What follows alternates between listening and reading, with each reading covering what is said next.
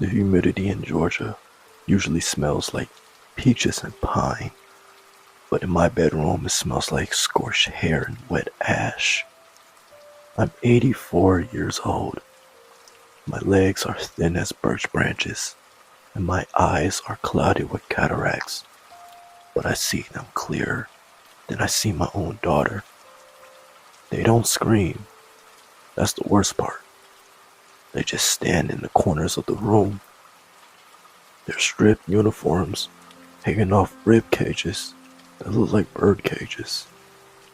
I first saw the boy in 1946, a year after I came home from the 101st Airborne. He was sitting at the foot of my bed, his eyes two hollow pits of ink. I thought it was shell shock. I thought if I married Rose and worked at the hardware store for 40 years, the boy would fade. And instead, he brought friends. Now there are dozens. They crowd the hallway. When I walk to the kitchen, I have to pass through them. Their skin feels like cold, damp parchments against my arms. They follow me because I was there when the gates of Landsburg were kicked open. I saw the stacks of cordwood that were actual people.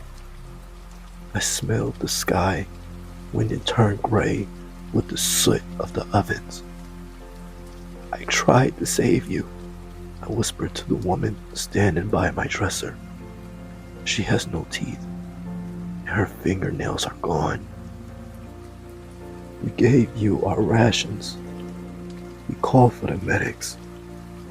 She only stares, with her jaw unhinged in a silent, eternal hollow. Lately, the haunting has intensified. The house grows cold enough to see my breath, even in the July heat. My daughter, Martha, thinks I'm losing my mind. Dad, you're talking to the air again, she says, setting a tray of tea down. She walks right through the man with the shattered spectacles, doesn't flinch. They won't leave, Martha, I croaked. They want something. They've been waiting 60 years for me to give it to them. I feel the guilt like a stone in my gut. I lived. I had steak dinners and a mortgage and grandchildren. They got a ditch and a number. I spent my life thinking they haunt me because I didn't do enough, because I was a witness to a godless world and survived it. Tonight, the air is thicker than usual. The smell of ash is suffocating. The boy, the first one, crawls onto the edge of my mattress. His hand, nothing but bone and gray skin, reaches out. I'm sorry, I weep, tears stinging my wrinkled cheeks. I'm so sorry. I couldn't pull you all out in time. For the first time in 60 years, the boy speaks.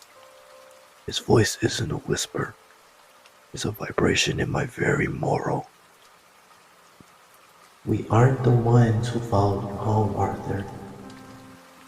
My heart shudders.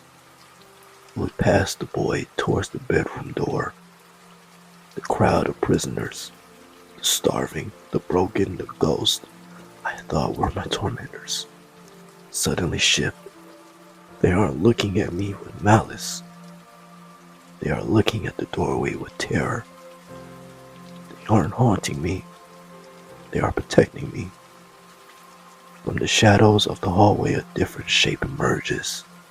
It's taller, wearing a charcoal gray coat with silver skulls on the lapels.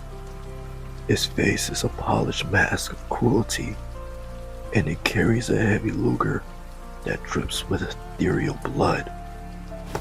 The SS officer steps into the light of my bedside lamp. I remember him now. I remember the basement in that village. I remember the way he begged for his life. before I lost my soul and pressed the barrel to his temple after he had already surrendered. The ghosts of the camp survivors linked their translucent arms, forming a wall between my bed and the man in the gray coat. You saved us at the gate, the boy whispers, his hollow eyes finally softening. So we stay. He's been waiting for you to die since the day you pulled the trigger. We're just making sure that when you cross over, he doesn't get to catch you. The officer lunges, but the woman with no teeth pushes him back with a silent, righteous fury. I close my eyes, and the smell of ash fading, replaced by the faint, sweet scent of a Georgia peach.